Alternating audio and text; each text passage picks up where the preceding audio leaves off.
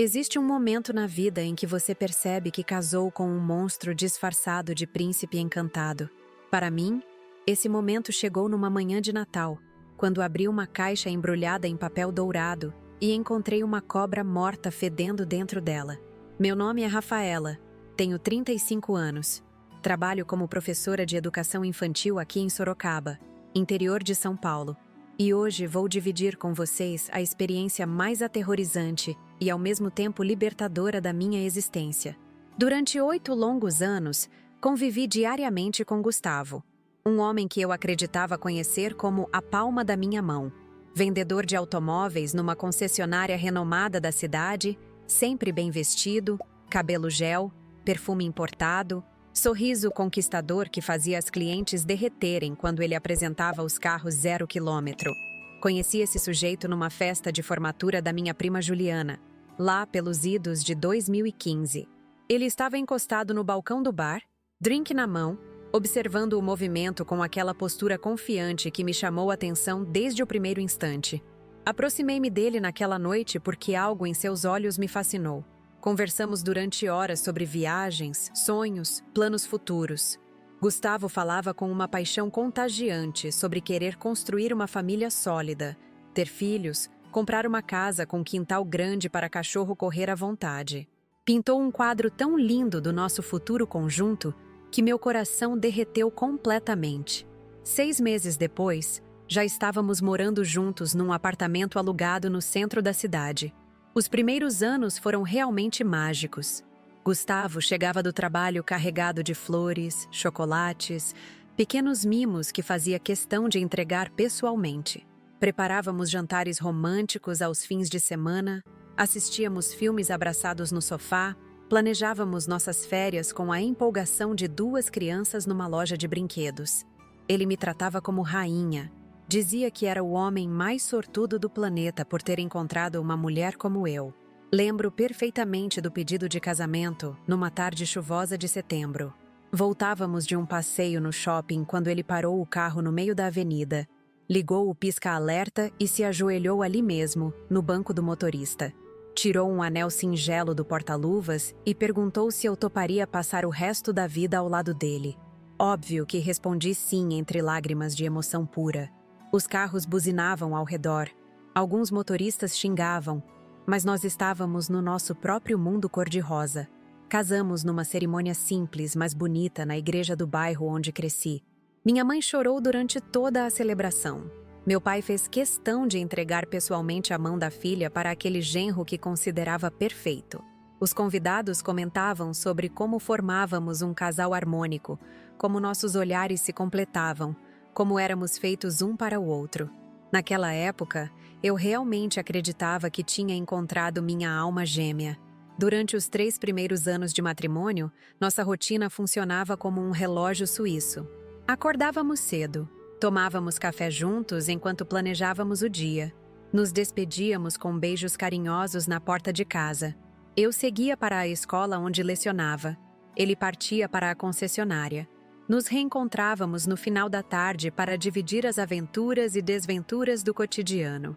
Gustavo sempre tinha histórias engraçadas para contar sobre clientes excêntricos, vendas difíceis, colegas de trabalho peculiares. Porém, gradualmente, quase imperceptivelmente, algumas mudanças começaram a surgir no comportamento dele. Primeiro foram os comentários ácidos disfarçados de brincadeira. Quando eu chegava cansada do trabalho, ele resmungava que professora tinha moleza demais, que ficava só brincando com criança o dia inteiro, enquanto ele batalhou pesado para fechar negócios importantes. Se eu reclamava de alguma dor de cabeça, ele revirava os olhos dizendo que eu era dramática, que sempre arranjava desculpa para não cuidar direito da casa. As piadinhas maldosas foram escalando com o passar dos meses. Durante jantares com amigos, Gustavo fazia questão de me diminuir publicamente. Contava histórias exageradas sobre meus defeitos, imitava minha voz de forma caricata quando eu não estava presente, zombava das minhas opiniões políticas chamando-me de esquerdinha alienada. Quando eu tentava confrontá-lo sobre essas atitudes, ele sempre tinha a resposta na ponta da língua. Estava apenas brincando. Eu estava sendo sensível demais. Não sabia mais aceitar uma piada inocente. O desrespeito foi se intensificando de forma assustadora. Gustavo começou a chegar em casa cada vez mais tarde, sempre com justificativas elaboradas sobre reuniões importantes, happy hours obrigatórios com o chefe, clientes que exigiam atenção especial fora do horário comercial. Quando questionava esses atrasos, ele explodia em fúria, gritando que eu era controladora, possessiva, que estava tentando sufocá-lo com minha insegurança patética. Nos últimos 2 anos de casamento, nosso relacionamento havia se transformado numa guerra fria constante. Gustavo me tratava como empregada doméstica, deixando roupas sujas espalhadas pelo chão, pratos encardidos na pia, esperando que eu resolvesse tudo sozinha, porque mulher nasceu para cuidar da casa. Quando eu chegava exausta depois de um dia inteiro lidando com 25 crianças barulhentas, encontrava a casa uma bagunça e ele esparramado no sofá, assistindo futebol com cerveja na mão. As discussões se tornaram rotineiras e cada vez mais agressivas. Qualquer tentativa de diálogo civilizado sobre nossos problemas terminava com ele me xingando, me chamando de chata, enjoada, mulher que não sabia valorizar homem de verdade. Dizia que outras esposas ficavam felizes só de ter marido trabalhador, que eu era uma ingrata que não merecia nem metade do que ele me oferecia. Sexualmente, nossa intimidade havia morrido há muito tempo. Gustavo me procurava apenas quando estava interessado em satisfazer suas necessidades, sem demonstrar qualquer preocupação com meu prazer ou bem-estar emocional. Era mecânico, frio, egoísta. Depois, virava de costas e dormia como se nada tivesse acontecido, enquanto eu ficava acordada questionando como nossa paixão havia desaparecido completamente. Socialmente, ele fazia questão de me isolar dos meus amigos e familiares. Sempre arranjava desculpas para cancelar nossos compromissos sociais no último minuto. Quando minha irmã ligava convidando para um almoço de domingo, ele revirava os olhos e murmurava que minha família era chata, que preferia ficar em casa descansando. Gradualmente, fui perdendo contato com pessoas importantes da minha vida porque estava cansada de sempre ter que explicar por que Gustavo não nos acompanhava. Profissionalmente, ele tentava desvalorizar minha carreira constantemente. Quando eu comentava sobre algum projeto interessante na escola, ele dava de ombros e mudava de assunto. Se eu mencionava alguma capacitação que queria fazer, ele reclamava do dinheiro gasto, argumentando que eu já ganhava pouco demais para ficar inventando cursos caros. Aos poucos, foi minando minha autoestima e fazendo com que eu duvidasse das minhas próprias competências profissionais. Durante esses anos todos, mantive esperança de que nosso casamento pudesse ser salvo. Sugeri terapia de casal diversas vezes, mas Gustavo sempre rejeitava a ideia com escárnio. Dizia que psicólogo era coisa de maluco, que nossos problemas poderiam ser resolvidos se eu parasse de frescura e fosse mais compreensiva com ele. Tentei conversar com minha mãe sobre as dificuldades que enfrentava, mas ela sempre aconselhava paciência, lembrando que casamento tinha altos e baixos, que era normal passar por fases complicadas. No fundo do meu coração, ainda existia uma fagulha de amor por aquele homem que um dia me fizera sentir especial. Continuava acreditando que em algum lugar dentro dele ainda morava o rapaz carinhoso que conheci naquela festa de formatura. Por isso aguentei humilhação após humilhação, esperando que um dia ele acordasse e voltasse a ser quem era antes. O Natal de 2023 chegou com a promessa de renovação que essa data sempre traz. Compramos uma árvore pequena, mas bonita. Enfeitamos com luzinhas coloridas que eu havia guardado desde nossa lua de mel. Gustavo até demonstrou algum entusiasmo na decoração, ajudando a colocar os enfeites nos galhos, cantarolando músicas natalinas enquanto trabalhávamos juntos. Por alguns momentos, senti uma pontinha de esperança brotando no meu peito. Passamos a véspera preparando a ceia tradicional. Eu cozinhei o peru recheado que ele sempre elogiava. Preparei a farofa especial com castanhas que minha avó me ensinou. Caprichei na sobremesa de pavê, que era sua favorita. O apartamento estava perfumado com aromas deliciosos. A mesa posta com nossa melhor louça. Velas acesas criando uma atmosfera romântica e aconchegante. Após o jantar, nos acomodamos na sala para a tradicional troca de presentes. Eu havia comprado para ele um relógio elegante que vinha cobiçando há meses, embrulhado caprichosamente com papel prateado e laço vermelho. Quando abriu, seus olhos brilharam de satisfação genuína. Agradeceu com um beijo carinhoso que me lembrou dos tempos dourados do nosso relacionamento. Então chegou minha vez. Gustavo foi até o quarto e voltou carregando uma caixa média embrulhada em papel dourado, com um laço verde no topo. Meu coração acelerou de expectativa. Talvez fosse o anel de brilhante que eu sempre sonhara, ou aquele colar de pérolas que admirei numa vitrine meses atrás. Peguei a caixa com cuidado, sorrindo agradecida, imaginando qual surpresa especial ele havia preparado. Comecei a desembrulhar lentamente, saboreando cada segundo daquele momento mágico. Tirei o laço verde, rasguei delicadamente o papel dourado. Levantei a tampa da caixa com os olhos fechados para aumentar o suspense. Quando finalmente abri as pálpebras e olhei para dentro, meu sangue congelou instantaneamente. Ali dentro da caixa, enrolada numa posição grotesca, jazia uma cobra morta há dias. O cheiro pútrido que subiu das profundezas daquela embalagem me atingiu como um soco no estômago. Era um odor nauseabundo de decomposição, algo que jamais esquecerei pelo resto da minha existência. O animal estava rígido, com a pele ressecada e manchas escuras espalhadas pelo corpo. Os olhos opacos me encaravam fixamente, como se estivessem me julgando por algum crime que eu desconhecia ter cometido. Por alguns segundos eternos, fiquei paralisada olhando aquela cena macabra.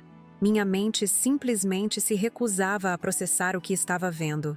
Era como se estivesse assistindo um filme de terror, mas sabendo que era realidade pura e crua.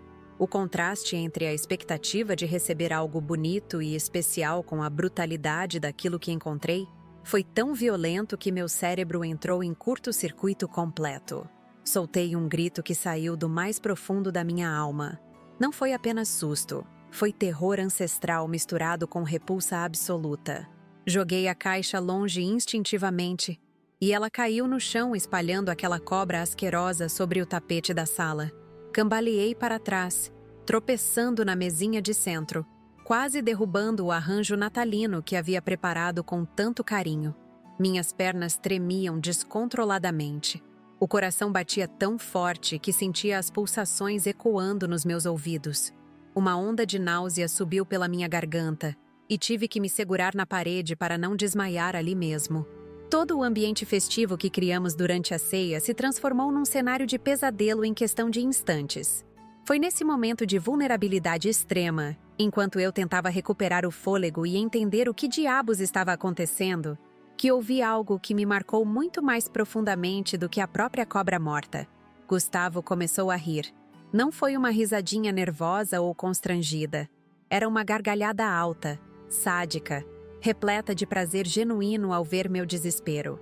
Virei-me para encará-lo, esperando encontrar pelo menos uma expressão de arrependimento ou explicação para aquela loucura. Mas o que vi foi ainda pior do que imaginava. Ele estava praticamente se contorcendo de tanto rir, com lágrimas escorrendo pelo rosto, batendo palmas como se tivesse assistido ao espetáculo mais divertido da vida dele. Era como se meu sofrimento fosse o combustível da sua alegria. Você tinha que ver sua cara! Ele conseguiu falar entre as risadas. Nossa, que show! Nunca vi ninguém ficar tão apavorada na vida. Valeu cada centavo que paguei para conseguir essa cobra. Paguei para conseguir essa cobra. As palavras ecoaram na minha mente como martelos.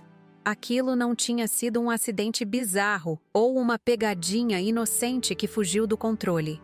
Gustavo havia planejado meticulosamente me causar aquele trauma. Tinha pesquisado onde encontrar uma cobra morta, negociado um preço, transportado aquela coisa repugnante até nossa casa, embrulhado cuidadosamente e aguardado o momento perfeito para me destruir emocionalmente. Gustavo, pelo amor de Deus, que loucura é essa? Consegui balbuciar, ainda em estado de choque. Por que você fez isso comigo? Que tipo de presente é esse? Ele parou de rir por alguns segundos. Me encarou com uma expressão que jamais tinha visto antes. Era frieza pura, desprezo concentrado, como se estivesse olhando para algo repugnante que precisava ser exterminado. Naquele instante, percebi que estava diante de um estranho completo. O homem com quem dividira 8 anos da minha vida havia se transformado num ser irreconhecível. "Ah, querida Rafaela", ele disse num tom sarcástico e venenoso. "Escolhi especialmente esse presente porque combina perfeitamente com você. Afinal, vocês duas são praticamente irmãs gêmeas." "Como assim?" perguntei, sentindo uma nova onda de pavor tomando conta do meu corpo. "Cobras são venenosas, traiçoeiras, nojentas, ficam se rastejando por aí, fingindo que são inofensivas, até encontrarem o momento certo para dar o bote e envenenar suas vítimas. Exatamente como você, minha cara esposa." As palavras dele me acertaram como facadas certeiras. Durante todos esses anos, eu havia me dedicado inteiramente ao nosso casamento. Trabalhava duro como professora, cuidava da casa, tentava manter nossa família unida mesmo quando as coisas ficavam difíceis. Jamais o traí, jamais fui desonesta, jamais fiz qualquer coisa que justificasse tamanha crueldade. "Gustavo, que veneno! Que traição! Do que exatamente você está falando?" Minha voz saía trêmula, mas havia uma indignação crescente misturada ao medo. Ele se aproximou de mim com passos lentos e calculados, como um predador cercando sua presa. O sorriso que estampava em seu rosto não tinha nada de humano. Era pura maldade destilada. "Você fica aí se fazendo de santinha, mas eu sei muito bem quem você é por dentro. Sempre reclamando de tudo, sempre insatisfeita, sempre me cobrando coisas que você não merece. Vive me enchendo o saco com suas lamúrias de professorzinha frustrada. É uma víbora disfarçada de cordeirinha inocente." Cada palavra era pronunciada com uma precisão cirúrgica para causar o máximo de dano possível. Gustavo não estava desabafando numa explosão de raiva momentânea. Estava executando um plano cuidadosamente elaborado para me humilhar da forma mais devastadora que conseguia imaginar. "Pelo menos agora você tem uma companheirinha da sua espécie para fazer companhia", ele continuou, apontando para a cobra morta no chão. "Podem ficar aqui se consolando mutuamente. Duas criaturas nojentas que ninguém suporta. Tentei encontrar algum vestígio do homem por quem me apaixonei anos atrás, mas era como procurar água no deserto. Aquela pessoa havia desaparecido completamente, deixando apenas essa versão monstruosa que parecia se alimentar da minha dor." "Você está falando isso de verdade?" sussurrei, ainda esperando que ele dissesse que era tudo uma brincadeira de muito mau gosto. "Cada palavra, minha querida. E sabe de uma coisa? Estou aliviado de finalmente poder falar a verdade sobre o que penso de você. Durante todos esses anos, tive que fingir que você era especial, que eu a amava, que éramos felizes juntos. Que alívio poder largar essa máscara. A máscara. Então, durante 8 anos inteiros, eu havia convivido com um ator consumado. Todas aquelas demonstrações de carinho, todos os planos que fizemos juntos, todas as promessas de futuro, tudo havia sido uma encenação elaborada. Gustavo nunca me amou de verdade. Eu era apenas um acessório conveniente na vida dele. Alguém para cuidar da casa enquanto ele brincava de ser o marido perfeito. Mas por que continuar comigo se me odeia tanto? A pergunta escapou dos meus lábios antes que eu pudesse contê-la. Porque é cômodo, obviamente. Você cozinha, limpa, lava, passa e ainda traz uma graninha extra todo mês com esse seu emprego de criança. É como ter uma empregada que ainda paga para trabalhar na minha casa. A frieza com que ele pronunciou essas palavras foi mais devastadora que qualquer cobra morta poderia ser. Durante todos esses anos, eu havia sido apenas mão de obra gratuita na vida dele. Uma ferramenta útil que podia ser descartada quando perdesse a utilidade. Olhei ao redor da nossa sala decorada para o Natal, com todas as luzinhas piscando alegremente, os enfeites que coloquei com tanto amor, a árvore que escolhemos juntos. Tudo aquilo havia se transformado no cenário da minha maior humilhação. O ambiente que deveria representar união familiar agora testemunhava a morte definitiva do nosso casamento. "E agora?" perguntei, mais para mim mesma do que para ele. "Agora você vai limpar essa bagunça que fez derrubando a caixa? Vai jogar sua irmã cobra no lixo? E amanhã voltamos para nossa vidinha normal. Você fingindo que é uma esposa feliz e eu fingindo que você importa para mim. A naturalidade com que ele falava sobre continuar vivendo naquela farsa me fez perceber que estava diante de alguém completamente desprovido de qualquer senso de humanidade. Para Gustavo, eu não passava de um objeto que ele podia maltratar à vontade, sabendo que eu sempre voltaria para meu lugar. Mas algo fundamental havia mudado dentro de mim naqueles minutos aterrorizantes. Uma chama que eu nem sabia que existia começou a arder nas profundezas da minha alma. Não era apenas raiva ou indignação. Era uma determinação gelada de que aquela situação não continuaria nem por mais um segundo. Abaixei-me lentamente e peguei a cobra morta com as próprias mãos, sentindo a textura repugnante da pele ressecada entre meus dedos. Gustavo me observava com um sorriso satisfeito, achando que eu estava obedecendo suas ordens como sempre fazia. Você tem razão, disse calmamente, erguendo-me com o animal nas mãos. Essa cobra realmente combina comigo. Muito obrigada pelo presente tão revelador. Ele franziu as sobrancelhas, percebendo que algo na minha voz havia mudado. Não era mais o tom submisso e amedrontado que ele estava acostumado a ouvir. Havia uma firmeza nova, uma frieza que ele jamais tinha presenciado. Vou guardar este presente num lugar muito especial. Continuei, fitando seus olhos diretamente. Tenho certeza de que vai ser muito útil para mim. Caminhei até a cozinha carregando aquela cobra morta, deixando Gustavo sozinho na sala com uma expressão confusa no rosto. Ele provavelmente achava que eu tinha surtado completamente e estava falando besteiras. Não imaginava que naquele exato momento, enquanto eu colocava cuidadosamente o animal numa sacola plástica, minha mente já estava traçando um plano que mudaria nossas vidas para sempre. Voltei para a sala e encontrei Gustavo recolhendo os cacos da noite de Natal que ele mesmo havia destruído. Ainda ria esporadicamente, comentando sobre como minha reação tinha sido épica e como ele devia ter gravado tudo para mostrar aos amigos. Vou dormir, anunciei simplesmente. Ótimo, espero que tenha sonhos bem vívidos com sua nova amiguinha. Ele respondeu, achando graça da própria piada. Deitei na nossa cama, mas obviamente não consegui pregar o olho. Minha mente fervilhava com 1000 pensamentos simultâneos. Como eu havia sido tão cega? Como não percebi que estava casada com um psicopata? Quantos outros casais passavam pela mesma situação sem ter coragem de reagir? Mas principalmente, eu ficava pensando sobre o que fazer com aquela cobra. Gustavo havia me dado inadvertidamente a arma perfeita para minha vingança. Ele só não sabia ainda.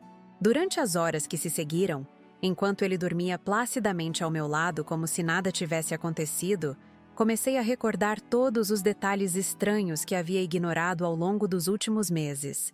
Os atrasos inexplicáveis, as mentiras sobre clientes importantes, o dinheiro extra que aparecia sem justificativa plausível. Gustavo sempre foi muito cuidadoso com o celular. Jamais o deixava sozinho comigo. Sempre carregava para todos os cômodos da casa. Mas naquela madrugada, embriagado pela sensação de poder que sentia por ter me humilhado, ele cometeu um erro fatal.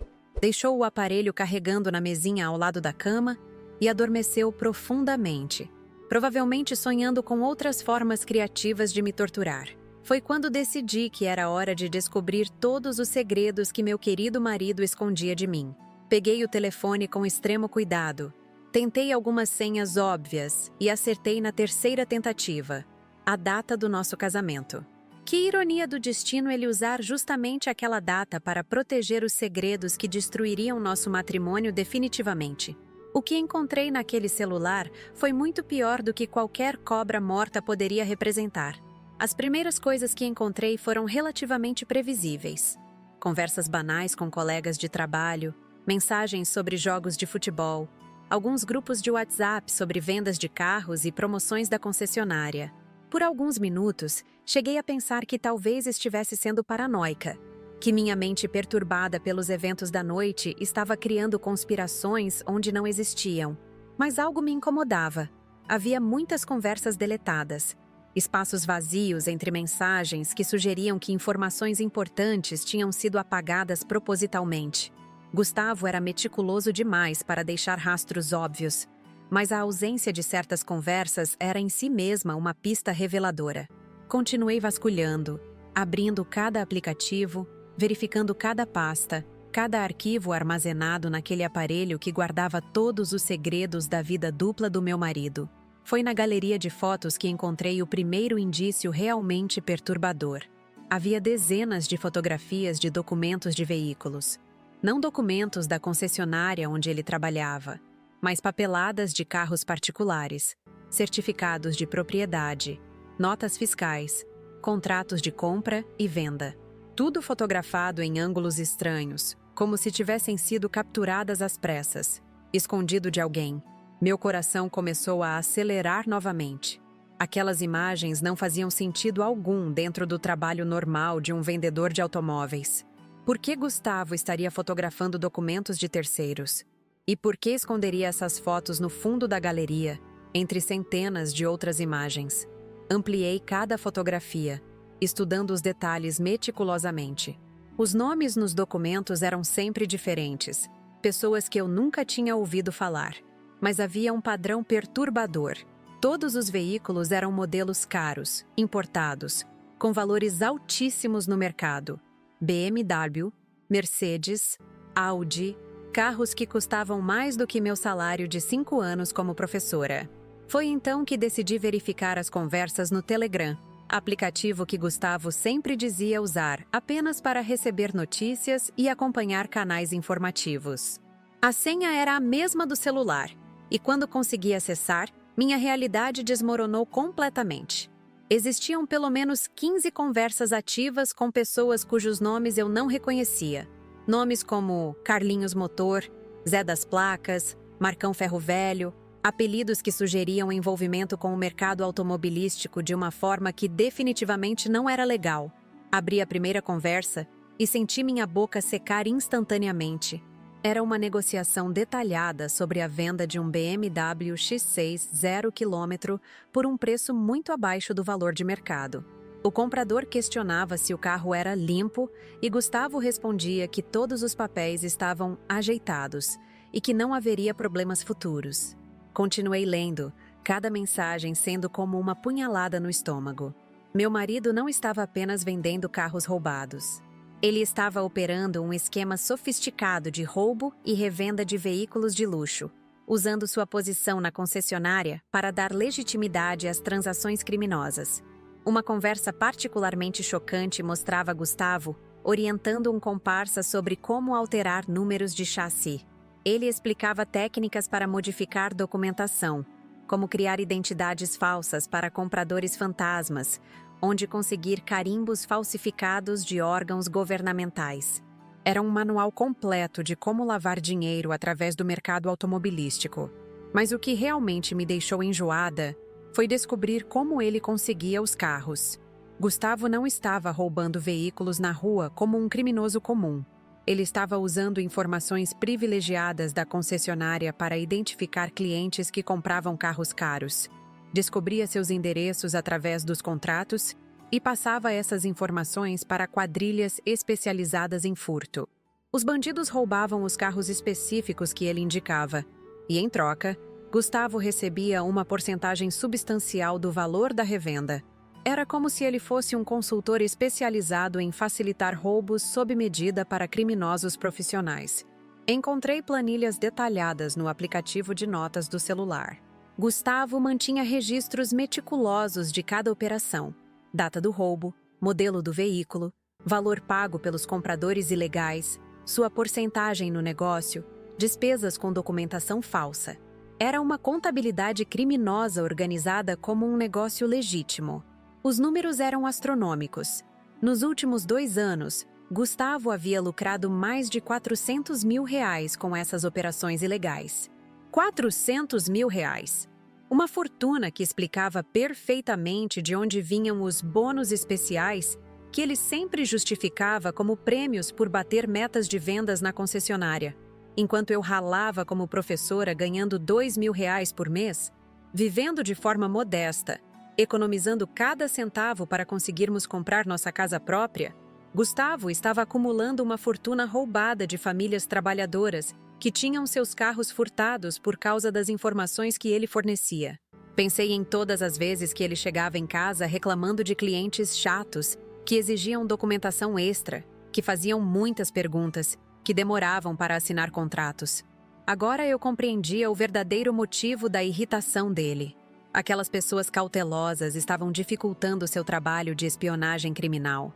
Lembrei-me de uma noite específica, cerca de 6 meses atrás, quando Gustavo chegou extremamente nervoso em casa. Disse que um cliente havia desistido de comprar um Porsche na última hora, sem explicação convincente. Na época, achei que ele estava apenas frustrado por perder uma venda importante. Agora percebi que provavelmente aquele cliente havia sido roubado antes de finalizar a compra, e Gustavo ficou desesperado pensando que poderia ser descoberto. Continuei vasculhando as conversas e encontrei algo ainda mais perturbador. Gustavo não estava apenas facilitando roubos de carros. Ele também estava chantageando alguns clientes ricos da concessionária. Usava informações pessoais obtidas durante as negociações para descobrir segredos comprometedores sobre a vida dessas pessoas, e então as extorquia sob ameaça de exposição pública. Uma conversa específica mostrava ele cobrando R$ 15.000 de um empresário casado que havia comprado um carro para a amante. Gustavo ameaçava contar tudo para a esposa do homem se ele não pagasse o valor exigido. O empresário implorava por clemência, explicando que aquele dinheiro arruinaria suas finanças familiares. Mas meu marido permanecia inflexível. Era repugnante ver a frieza com que ele destruía a vida de pessoas inocentes apenas para encher os próprios bolsos. Quantas famílias tinham sido despedaçadas por causa da ganância doentia dele? Quantos casamentos foram destruídos pela chantagem que ele praticava sistematicamente? Descobri também que Gustavo mantinha relacionamentos íntimos com várias mulheres simultaneamente. Não eram apenas casos eventuais ou aventuras passageiras. Eram relacionamentos paralelos estruturados, com algumas dessas mulheres acreditando genuinamente que ele era solteiro e disponível para compromissos sérios. Uma delas era Viviane, secretária de um cartório que ele usava para falsificar documentos. Gustavo havia prometido casamento para ela. Dizia que estava apenas esperando finalizar alguns negócios para poder sustentá-la adequadamente. A pobre mulher enviava mensagens apaixonadas todos os dias, planejando o futuro que jamais existiria. Outra era Patrícia, filha de um delegado aposentado. Gustavo a mantinha como amante justamente para ter acesso a informações policiais privilegiadas. Sempre que alguma operação contra roubo de carros estava sendo planejada, ele recebia avisos antecipados através dela, que ingenuamente acreditava estar ajudando o namorado honesto a se proteger de bandidos. Cada descoberta era como receber uma nova punhalada. Durante 8 anos, eu havia dividido a cama com um criminoso profissional que me via como uma fachada conveniente para manter aparências de respeitabilidade. Enquanto eu sonhava com nossa família feliz, ele construía um império baseado em roubo, chantagem e traição.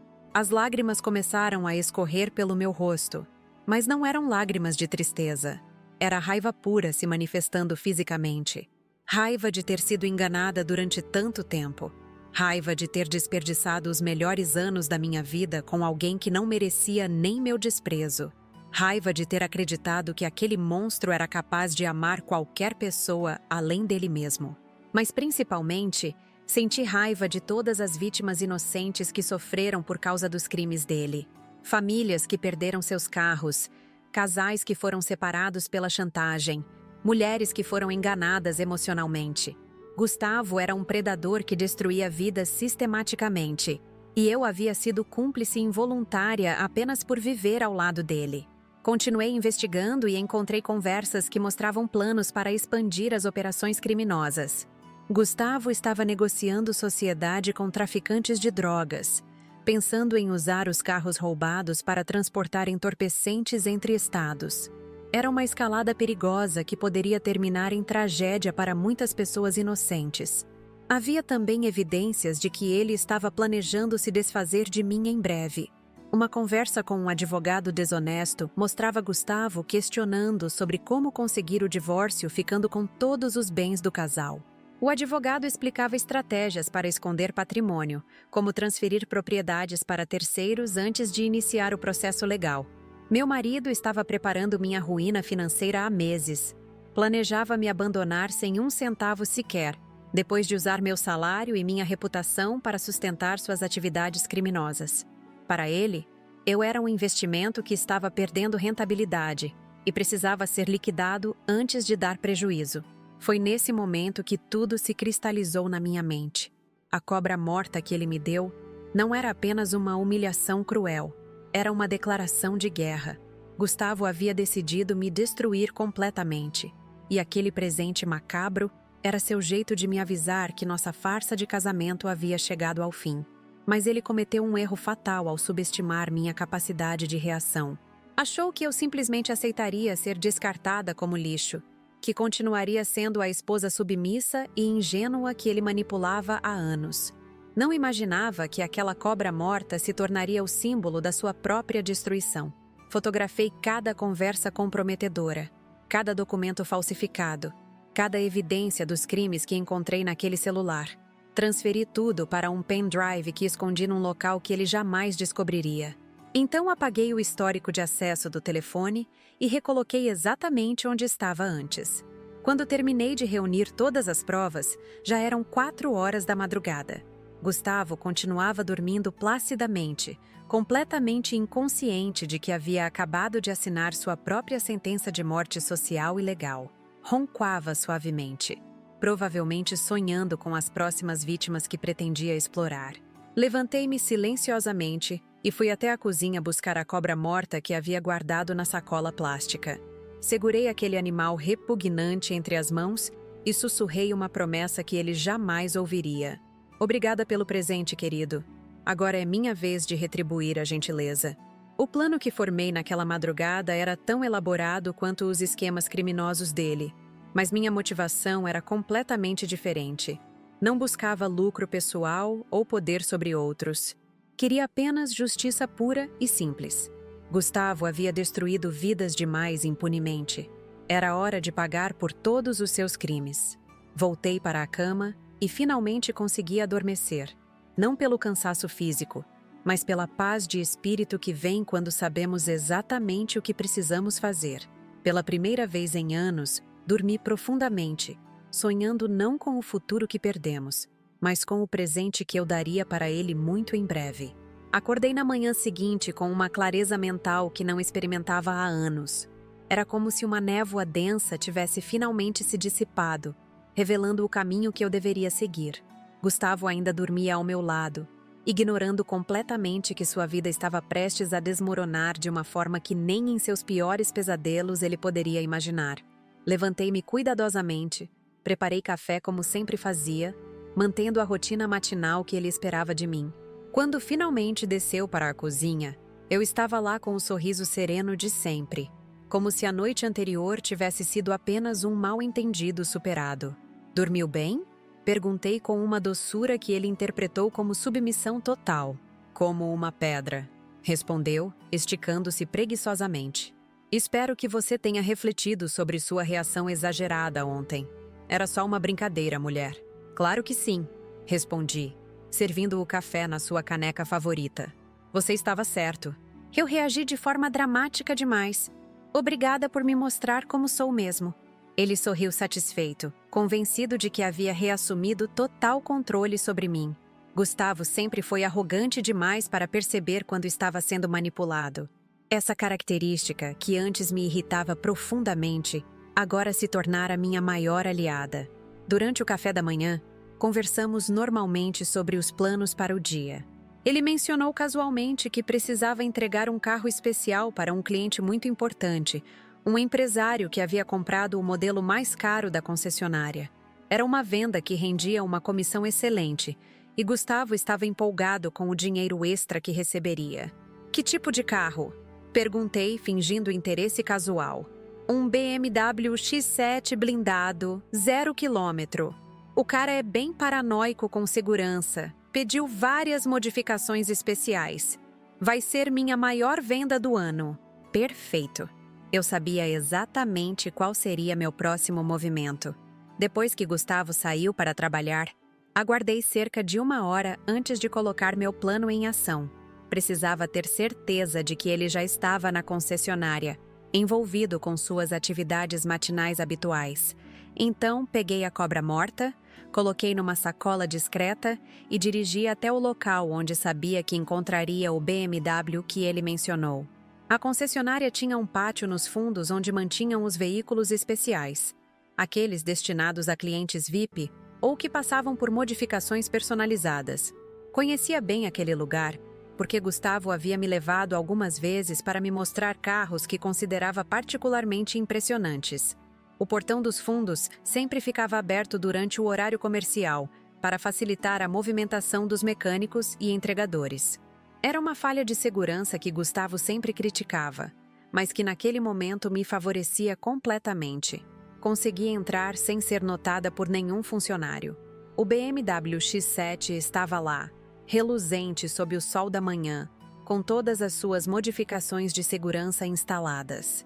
Era realmente um veículo impressionante, que custava mais do que eu ganharia em toda a minha carreira como professora. Aproximei-me calmamente, verificando se havia alguém observando. O carro estava destrancado, provavelmente para que os técnicos pudessem fazer os últimos ajustes antes da entrega.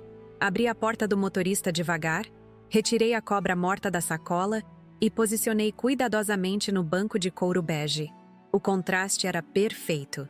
Aquele animal putrefato sobre o estofamento luxuoso criava uma imagem que seria inesquecível para qualquer pessoa. Mas não parei por aí. Tirei do bolso um bilhete que havia escrito durante a madrugada. Para o homem que merece estar ao lado desta criatura. Feliz Natal atrasado, querido. Deixei o papel bem visível no painel do carro, para que fosse impossível não perceber. Fechei a porta silenciosamente e saí dali com a mesma discrição com que havia chegado. O primeiro ato da minha vingança estava concluído. Agora era questão de aguardar os acontecimentos se desenrolarem naturalmente. Voltei para casa e esperei. Sabia que o cliente chegaria por volta das 2 horas da tarde para buscar o veículo. Gustavo sempre fazia questão de entregar pessoalmente os carros mais caros. Gostava de receber os elogios e demonstrações de satisfação dos compradores ricos. O telefone tocou às 2h15. Era Gustavo, e pelo tom da sua voz, percebi imediatamente que meu plano havia funcionado perfeitamente. Rafaela, aconteceu algo muito estranho aqui na concessionária. Alguém colocou uma cobra morta no carro que eu ia entregar hoje. Nossa, que coisa horrível! Respondi, fazendo minha melhor interpretação de esposa chocada. Quem faria uma maldade dessas? Não sei, mas o cliente ficou furioso. Cancelou a compra na hora e ainda ameaçou processar a concessionária por negligência. Disse que nunca viu algo tão nojento na vida dele. E o que seu chefe disse? Está uma loucura aqui. O gerente está querendo descobrir quem teve acesso ao carro. Estão revisando todas as câmeras de segurança, interrogando funcionários, achando que foi sabotagem interna. Perfeito. A paranoia estava se instalando exatamente como eu havia previsto. Quando organizações descobrem que têm vulnerabilidades de segurança, a tendência é culpar pessoas próximas antes de considerar ameaças externas. Você acha que algum colega seu fez isso?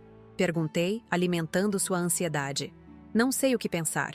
Tem muita inveja na equipe porque eu sempre bato as metas de vendas. Pode ser que alguém esteja tentando me prejudicar. Durante as horas seguintes, Gustavo me ligou mais 3 vezes, cada vez mais nervoso e paranoico. A situação na concessionária estava se deteriorando rapidamente. O gerente havia decidido abrir uma investigação interna rigorosa, e todos os vendedores estavam sendo questionados sobre possíveis motivos para sabotar aquela venda específica. Quando ele finalmente chegou em casa, estava visivelmente abalado. O homem confiante e arrogante da manhã havia se transformado num sujeito ansioso e desconfiado. Esse negócio da cobra está me deixando preocupado, admitiu durante o jantar.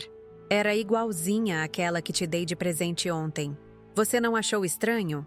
Achou que talvez fosse a mesma? Perguntei inocentemente. Não, impossível. Você jogou a sua no lixo, lembra? Mas que coincidência bizarra. 2 cobras mortas em menos de 24 horas. Ele estava começando a conectar os pontos. Mas sua arrogância o impedia de chegar à conclusão óbvia. Para Gustavo, era inconcebível que sua esposa submissa fosse capaz de uma retaliação tão elaborada. Nos dias seguintes, a situação na concessionária continuou se complicando. A investigação interna não conseguia identificar o culpado pela sabotagem, e a direção da empresa estava perdendo a confiança na segurança do estabelecimento. Outros clientes importantes começaram a questionar se seus veículos estavam seguros ali. Foi nessa atmosfera de suspeita e instabilidade que decidi implementar a segunda fase do meu plano. Durante uma das ligações nervosas do Gustavo, perguntei casualmente se ele havia verificado se todas as suas transações estavam em ordem, considerando que alguém obviamente tinha acesso interno às informações da empresa. Por que pergunta isso? Ele respondeu com um tom ligeiramente mais tenso. Só pensei que se alguém pode sabotar um carro, talvez também possa mexer em outros aspectos do trabalho. Documentos, contratos, essas coisas. A semente da dúvida estava plantada. Gustavo passou o resto do dia verificando obsessivamente todos os seus arquivos, todas as suas transações legítimas, procurando sinais de interferência externa. Obviamente não encontrou nada, porque suas atividades ilegais estavam completamente separadas do trabalho oficial. Na noite daquela quinta-feira, exatamente uma semana após o incidente da cobra no presente de Natal, recebi uma ligação que havia estado esperando ansiosamente. Era do delegado Fernando Caldeira, responsável pela divisão de combate ao roubo de veículos na região. Senhora Rafaela, recebemos uma denúncia anônima muito detalhada sobre atividades criminosas envolvendo seu marido. Gostaria de agendar uma conversa para esclarecer alguns pontos? Claro, delegado. Quando seria conveniente? Amanhã pela manhã, se possível. É um assunto bastante sério. Estarei lá. Desliguei o telefone com uma satisfação profunda correndo pelas minhas veias. A denúncia anônima havia sido feita por mim mesma, 3 dias antes, usando um telefone público no centro da cidade. Tinha entregado cópias de todas as evidências que encontrei no celular do Gustavo, junto com informações detalhadas sobre as operações criminosas dele. Durante nossa conversa na delegacia, forneci ao delegado Caldeira não apenas as provas documentais, mas também informações privilegiadas sobre os horários e locais das próximas operações que estavam sendo planejadas. O conhecimento que obtive vasculhando as conversas do Gustavo se tornou um mapa completo das atividades da quadrilha. A senhora tem certeza de que quer prosseguir com essa denúncia? Perguntou o delegado, revisando o material que eu havia fornecido. Compreende que seu marido provavelmente será preso? Tenho absoluta certeza. Não posso mais viver sabendo que estou casada com alguém que destrói a vida de famílias inocentes. E a senhora não suspeita de nada durante todos esses anos? Delegado, meu marido é um ator consumado. Conseguiu me enganar completamente. Achava que estava casada com um vendedor honesto e trabalhador. Na sexta-feira seguinte, enquanto Gustavo estava na concessionária tentando resolver os problemas causados pelo incidente da cobra, uma operação policial coordenada foi deflagrada simultaneamente em 12 locais diferentes. Sua prisão aconteceu na frente de todos os colegas de trabalho, clientes e superiores. O telefonema que recebi da delegacia foi apenas uma formalidade. Eu já sabia exatamente quando e como tudo aconteceria, porque havia fornecido todas as informações necessárias para o sucesso da operação. Quando cheguei lá, Gustavo estava numa sala de interrogatório, algemado, com uma expressão de choque total estampada no rosto. Rafaela, pelo amor de Deus, me ajude, ele gritou quando me viu através do vidro. Eles estão dizendo que eu roubo carros, que tenho uma quadrilha. É tudo mentira, você sabe que eu jamais faria algo assim. Olhei diretamente nos seus olhos e respondi com a mesma frieza que ele havia demonstrado na noite de Natal. Não sei de nada, Gustavo. Aparentemente, você é um completo estranho para mim. A transformação no seu rosto foi instantânea. Confusão, depois compreensão gradual, depois horror absoluto ao perceber que havia subestimado completamente a mulher com quem viveu durante 8 anos. Naquele momento, ele finalmente entendeu quem estava por trás de toda sua desgraça. Foi você, sussurrou, mais para si mesmo do que para mim. A cobra, as evidências, Tudo foi você. Feliz Natal atrasado, querido. Respondi, virando as costas e saindo dali sem olhar para trás. Na manhã de sábado, os jornais locais estamparam a notícia em suas primeiras páginas. Vendedor de carros comandava esquema milionário de roubo e revenda de veículos. A foto do Gustavo sendo preso ocupava destaque, e a reportagem detalhava toda a operação criminosa que havia sido desmantelada. Sentei na varanda da nossa casa, tomando café e lendo cada linha daquela reportagem com uma satisfação que jamais havia experimentado. A cobra morta que ele me deu de presente havia se tornado o símbolo perfeito da sua própria destruição. Agora ele sabia exatamente como suas vítimas se sentiam: traídas, humilhadas e completamente indefesas. Nos dias que se seguiram à prisão do Gustavo, minha vida se transformou completamente de formas que eu jamais poderia ter previsto. A primeira mudança foi o silêncio absoluto que tomou conta da nossa casa. Depois de anos convivendo com atenção constante, com discussões, humilhações e o peso de um casamento tóxico, aquele silêncio se tornou meu novo refúgio. Acordava pela manhã sem a ansiedade de saber qual seria o humor dele, sem ter que calcular cada palavra para evitar explosões desnecessárias. Preparava meu café sem pressa, escolhia minha roupa sem ouvir comentários maldosos sobre minha aparência, saía para trabalhar sem ter que justificar meus horários ou movimentos. Era uma liberdade que havia esquecido que existia. A escola onde lecionava se tornou meu santuário. As crianças, com sua inocência natural, me ofereciam uma pureza de sentimentos que contrastava drasticamente com a podridão que havia descoberto na minha vida pessoal. Quando a pequena Ana Clara me trouxe um desenho onde havia pintado uma professora sorridente cercada de flores, percebi que estava recuperando minha capacidade de sentir alegria genuína. As primeiras semanas após a prisão foram repletas de visitas inesperadas. Jornalistas batiam à minha porta querendo entrevistas exclusivas com a esposa do criminoso. Vizinhos curiosos apareciam com desculpas esfarrapadas apenas para tentar extrair detalhes sórdidos sobre nossa vida conjugal. Parentes distantes ligavam fingindo preocupação, mas na verdade buscando fofocas para espalhar nos círculos sociais deles. Respondi a todos com a mesma versão ensaiada. Era uma vítima inocente que havia descoberto a verdade sobre seu marido através da investigação policial. Ninguém suspeitava que eu havia sido a arquiteta de toda aquela operação. Para o mundo exterior, Rafaela continuava sendo a professora ingênua que havia sido enganada por um criminoso habilidoso. O processo judicial avançou com uma velocidade surpreendente. As evidências que fornecia a polícia eram tão abrangentes e detalhadas que os advogados de defesa do Gustavo praticamente não tinham argumentos para contestar. Cada conversa gravada, cada documento fotografado, cada transação registrada, formava um quebra-cabeça perfeito que pintava um retrato completo das atividades criminosas dele. Durante a primeira audiência, fui chamada para depor como testemunha. Estava nervosa. Não pelo medo de ser descoberta, mas pela perspectiva de encarar Gustavo novamente face a face. Quando entrei no tribunal e nossos olhos se encontraram, vi neles uma mistura de ódio e respeito que jamais havia presenciado antes.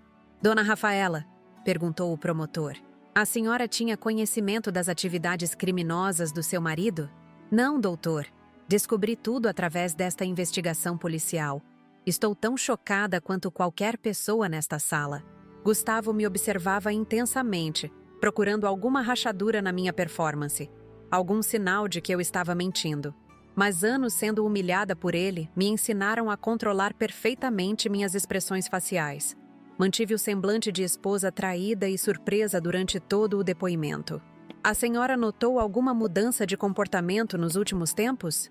Sim, ele andava mais nervoso, chegava tarde em casa, falava muito ao telefone em horários estranhos, mas achava que eram apenas pressões normais do trabalho. Cada resposta era tecnicamente verdadeira, mas omitia convenientemente o contexto real. Eu realmente havia notado mudanças no comportamento dele, só que muito antes da investigação começar. E ele realmente falava ao telefone em horários estranhos, coordenando suas operações criminosas. O advogado de defesa tentou me pressionar durante o contra-interrogatório, sugerindo que seria impossível uma esposa não desconfiar de nada durante anos de convivência. Respondi com lágrimas nos olhos, explicando como Gustavo era manipulador e convincente, como havia conseguido me enganar completamente com sua dupla personalidade. Ele era um ator consumado, doutor. Durante 8 anos, acreditei que estava casada com um homem honesto e trabalhador. Agora percebo que vivia com um completo estranho. Gustavo tentou falar algumas vezes durante o julgamento, sempre insistindo na sua inocência, alegando que estava sendo vítima de uma conspiração. Mas as evidências eram irrefutáveis. Havia gravações, documentos, testemunhas, registros bancários, tudo formando uma cadeia de provas que tornava qualquer defesa completamente inútil. O que mais me impressionou foi descobrir a extensão real das operações criminosas dele. Durante o julgamento, vieram à tona detalhes que nem eu havia encontrado no celular. Gustavo não estava apenas roubando carros e chantageando clientes. Ele também estava envolvido em lavagem de dinheiro para traficantes, facilitava a entrada de carros roubados no exterior, mantinha contas bancárias fantasmas em paraísos fiscais. A quadrilha da qual ele fazia parte havia causado prejuízos superiores a 5 milhões de reais apenas nos últimos 3 anos. Centenas de famílias tiveram seus veículos roubados. Dezenas de pessoas foram chantageadas. Várias empresas sofreram golpes financeiros. Era uma rede criminosa sofisticada que operava em múltiplos estados. Quando os promotores apresentaram a lista completa das vítimas, senti uma validação profunda da minha decisão. Não estava apenas me vingando de um marido cruel, estava ajudando a fazer justiça para todas aquelas pessoas inocentes que haviam sofrido por causa da ganância dele. Uma das vítimas que mais me marcou foi Dona Conceição, uma senhora de 70 anos que teve seu Civic roubado na porta de casa. O carro era tudo que ela tinha de valor no mundo, herança do marido falecido que usava para trabalhar como motorista de aplicativo. Quando vi aquela mulher chorando no tribunal, contando como a perda do veículo havia destruído sua única fonte de renda, confirmei para mim mesma que Gustavo merecia tudo o que estava acontecendo com ele. A sentença foi proferida numa tarde chuvosa de abril. 16 anos de prisão em regime fechado, mais multas que totalizavam quase R$ 1 milhão. O juiz foi enfático ao destacar a gravidade dos crimes e o impacto devastador nas vidas das vítimas. Gustavo recebeu a sentença sem demonstrar emoção, mas quando saiu algemado da sala, nossos olhos se cruzaram uma última vez. Naquele olhar, vi finalmente o reconhecimento completo da sua derrota. Ele havia compreendido que a mulher que menosprezou durante anos era muito mais inteligente e determinada do que jamais imaginou. A cobra morta que me deu de presente havia se tornado o símbolo da sua própria destruição, e ele sabia exatamente quem havia orquestrado toda aquela queda. Nos meses seguintes, trabalhei arduamente para reconstruir minha vida. Iniciei o processo de divórcio, que foi surpreendentemente simples considerando as circunstâncias. Nenhum advogado quis defender os interesses de um criminoso condenado, especialmente quando sua esposa era considerada uma vítima pela sociedade. Consegui ficar com nossa casa e todos os bens legítimos do casal. Os produtos dos crimes de Gustavo foram confiscados pelo Estado para compensar as vítimas, mas tudo o que havíamos construído com meu salário e suas vendas legais permaneceu comigo. Ironicamente, minha vida financeira melhorou substancialmente após me livrar dele. O processo de recuperação emocional foi mais complexo. Anos de manipulação psicológica deixam marcas profundas que não cicatrizam da noite para o dia. Busquei ajuda terapêutica para processar tudo o que havia vivido e descoberto. Foi fundamental ter um espaço seguro para elaborar meus sentimentos de raiva, traição e, surpreendentemente, culpa. Durante muito tempo, me questionei se havia sido certa em orquestrar a queda do Gustavo de forma tão calculada. Será que deveria ter tentado conversar com ele antes de denunciá-lo? Será que existia alguma possibilidade de redenção que eu não havia considerado? A terapia me ajudou a compreender que estava questionando minha própria sanidade mental, após anos sendo gaslighted por um manipulador profissional. Gradualmente, reconectei-me com amigos e familiares que havia perdido durante o casamento. Minha irmã Carla foi especialmente importante nesse processo. Ela sempre suspeitou que algo estava errado no meu relacionamento, mas respeitou minha escolha de não interferir. Quando finalmente contei toda a verdade para ela, sentiu alívio por eu ter encontrado coragem para me libertar. Rafa, você sempre foi muito mais forte do que pensava, disse numa das nossas longas conversas noturnas. Aquele monstro quase conseguiu destruir sua autoestima, mas no final, você provou que é uma guerreira. Profissionalmente, minha carreira também se beneficiou da minha nova liberdade. Sem a pressão constante de um relacionamento tóxico, consegui me dedicar integralmente ao trabalho que amava. Implementei projetos pedagógicos inovadores, participei de cursos de capacitação, estreitei laços com colegas e pais de alunos. A diretora da escola, Dona Márcia, comentou várias vezes sobre como eu parecia uma pessoa completamente diferente após meu divórcio. Minha energia havia retornado. Minha criatividade floresceu novamente. Meu entusiasmo pelas aulas era contagiante. Era como se eu tivesse acordado de um coma profundo e finalmente voltado à vida. Cerca de 1 ano após a condenação do Gustavo, recebi uma carta inesperada dele na prisão. Debati comigo mesma se deveria ler ou simplesmente rasgar e jogar no lixo. Curiosidade venceu a prudência, e decidi ver o que ele tinha a dizer depois de todo aquele tempo. A carta era surpreendentemente lúcida e desprovida da arrogância que sempre caracterizou sua personalidade. Gustavo admitia todos os crimes, pedia desculpas para as vítimas, reconhecia que havia destruído nossa família com suas escolhas. Mas o parágrafo que mais me chamou a atenção estava no final. Rafaela, sei que você foi responsável pela minha prisão. Demorei meses para aceitar essa realidade, mas agora compreendo que recebi exatamente o que merecia. Você me deu a cobra morta como um espelho da minha própria natureza. Era isso que eu havia me tornado.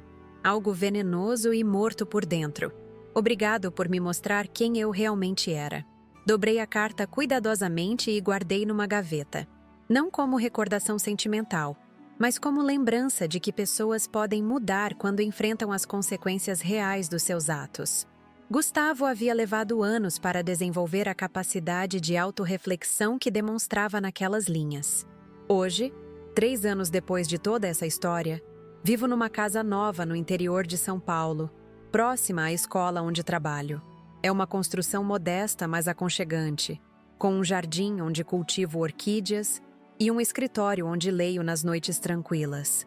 A paz que encontrei neste lugar simples vale mais do que qualquer luxo que poderia ter tido continuando naquele casamento falso. Eventualmente, comecei a namorar Marcos, um bibliotecário da cidade que conheci num curso de literatura infantil. É um homem gentil, honesto, que me trata com o respeito e carinho que havia esquecido que existiam. Nossa relação é construída sobre bases sólidas de confiança mútua e admiração genuína.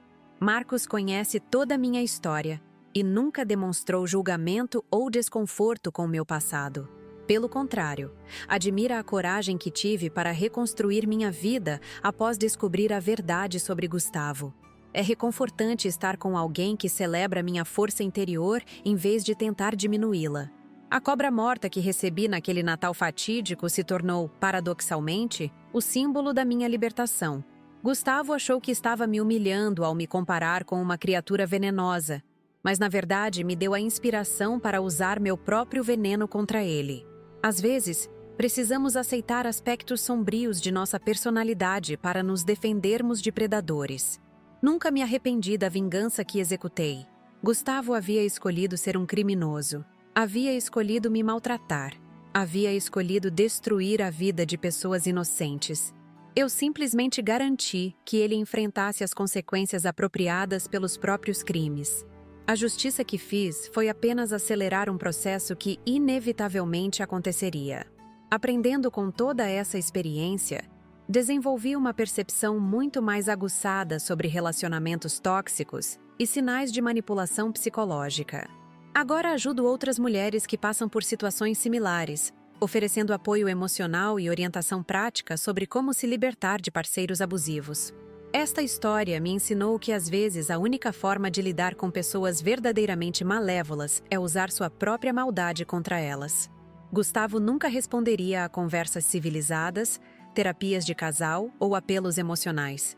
A linguagem que ele compreendia era poder, manipulação e consequências concretas. Quando olho para trás, percebo que aquela noite de Natal marcou não apenas o fim do meu casamento, mas o início da minha verdadeira vida adulta. Foi quando parei de ser vítima e assumi controle total sobre meu destino. A cobra morta no presente não foi apenas um insulto, foi minha libertação. Chegamos ao final desta jornada que transformou completamente minha existência. E preciso ser honesta com vocês. Contar essa história novamente mexeu profundamente comigo. Cada detalhe que compartilhei ao longo destes vídeos trouxe de volta memórias que, mesmo após 3 anos, ainda causam um misto de dor e satisfação no meu coração. Quando acordei naquela manhã de 26 de dezembro, jamais imaginei que minha vida mudaria tão drasticamente em questão de poucas semanas. A cobra morta que Gustavo colocou naquela caixa dourada não era apenas um presente cruel. Era o catalisador que eu precisava para finalmente enxergar a realidade que havia estado negando durante 8 longos anos. Vocês acompanharam cada etapa desta transformação comigo. Viram como uma professora de educação infantil aparentemente submissa descobriu forças que nem sabia que possuía. Presenciaram a evolução de uma mulher que aceitava humilhações diárias para alguém capaz de orquestrar uma vingança tão elaborada quanto os crimes que descobriu. O momento mais crucial de toda esta história foi quando encontrei aquelas conversas no celular do Gustavo. Até hoje, quando lembro da sensação de ver aquelas mensagens criminosas, meu estômago se contrai. Era como descobrir que havia passado quase uma década dormindo ao lado de um completo estranho.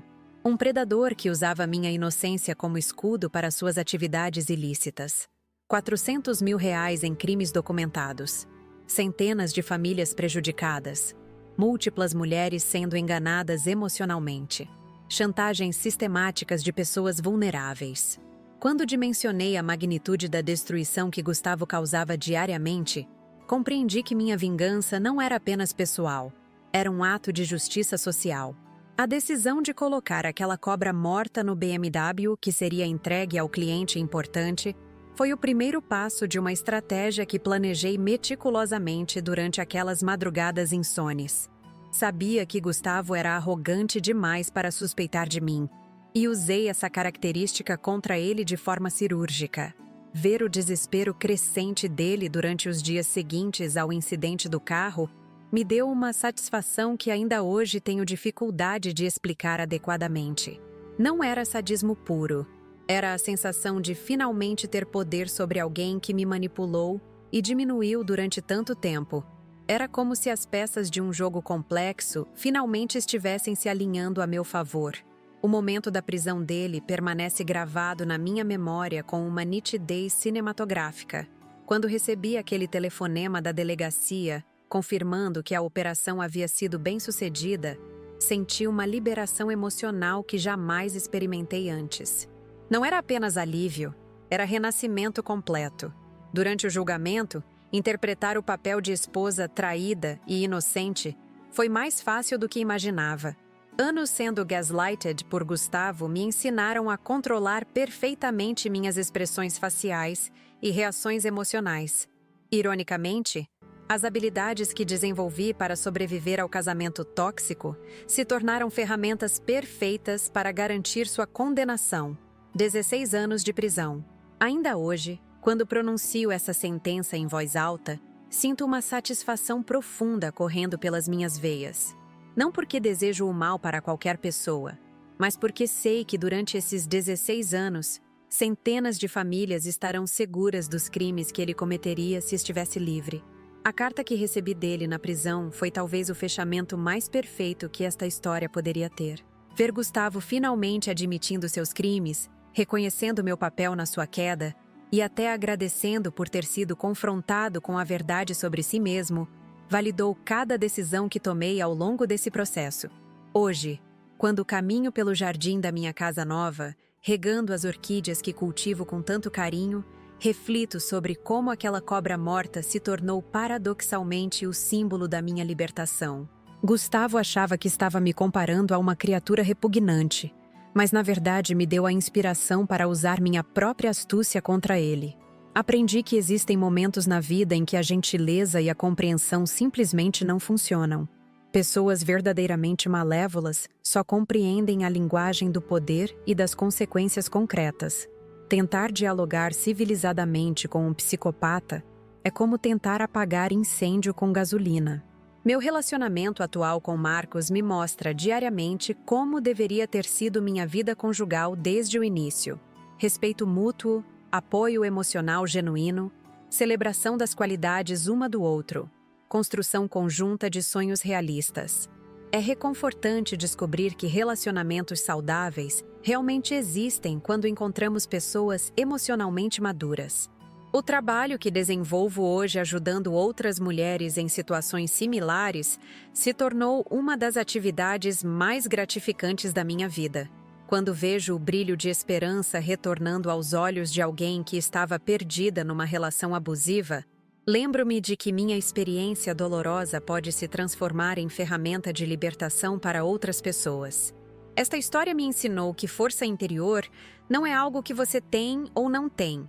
É algo que você desenvolve quando as circunstâncias exigem. Durante anos, acreditei que era uma pessoa fraca e dependente. A cobra morta do Gustavo me forçou a descobrir reservas de coragem e determinação que nem sabia que existiam dentro de mim. Também aprendi que vingança, quando executada contra verdadeiros predadores, pode ser uma forma legítima de justiça. Não estou falando de pequenas vinganças mesquinhas por ofensas banais. Estou me referindo a situações extremas onde alguém está causando danos sistemáticos a múltiplas vítimas inocentes, e o sistema oficial de justiça não consegue alcançá-lo adequadamente. Gustavo era protegido por sua posição respeitável na concessionária, por sua habilidade de manipular pessoas, por sua capacidade de manter aparências sociais impecáveis. A polícia jamais o investigaria espontaneamente porque não havia denúncias contra ele. Suas vítimas nem sabiam que ele existia. Minha intervenção foi necessária para quebrar esse ciclo de impunidade. Quando olho para o futuro hoje, vejo possibilidades que eram impensáveis durante meu casamento. Posso viajar sem ter que justificar cada centavo gasto. Posso aceitar convites sociais sem medo de represálias domésticas. Posso investir na minha carreira sem ouvir comentários depreciativos. Posso simplesmente existir sem ter que calcular constantemente as reações de outra pessoa.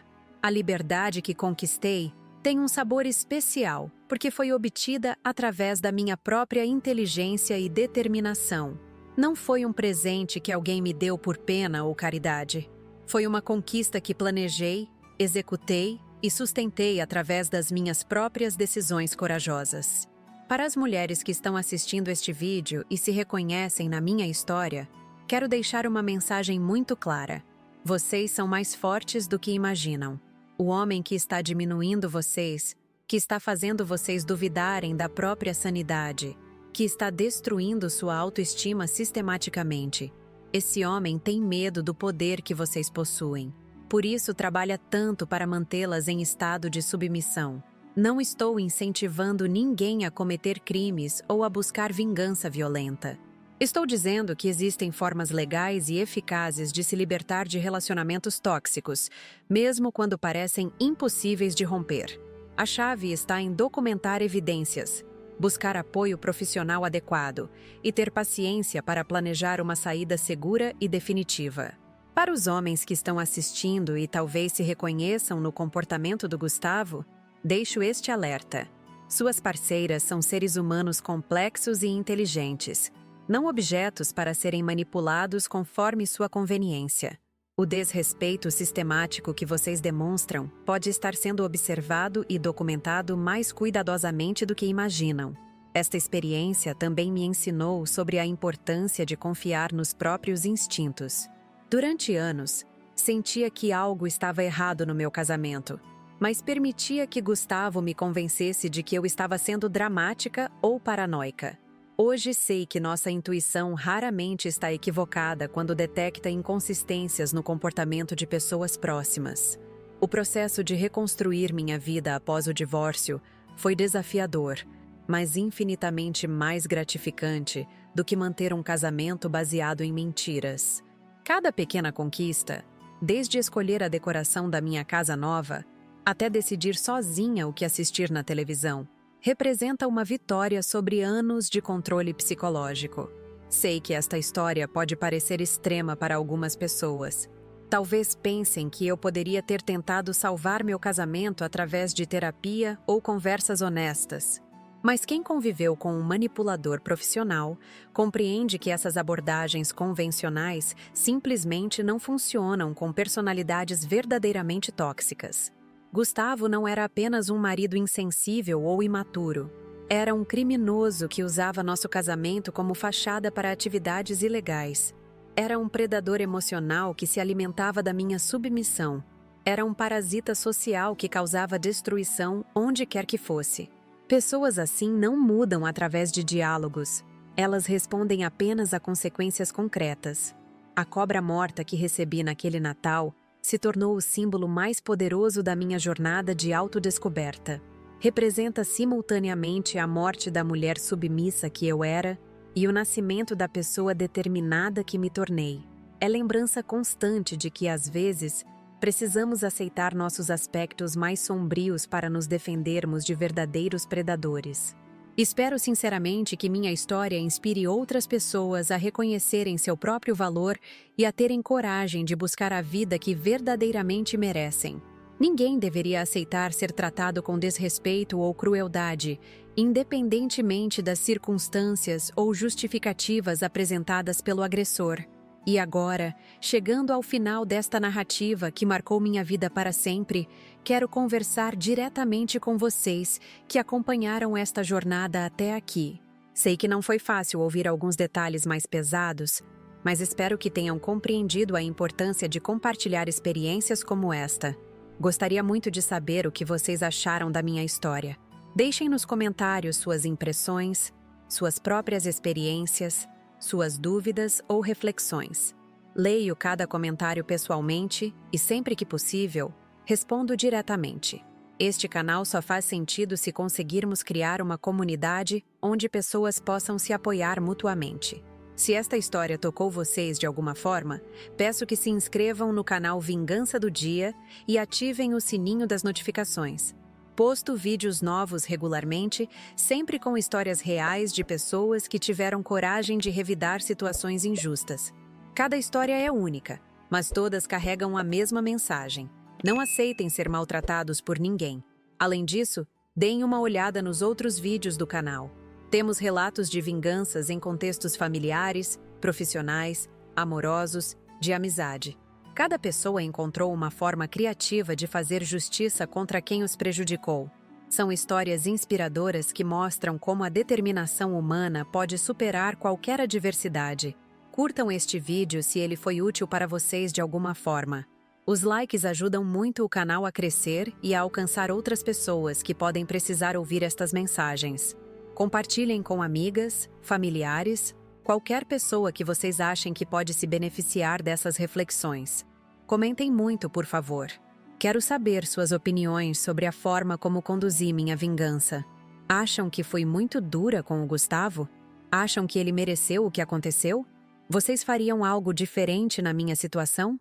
Essas discussões são fundamentais para que possamos aprender uns com os outros. E se vocês realmente valorizam o trabalho que fazemos aqui no Vingança do Dia, consideram ajudar nosso canal através do Valeu Demais.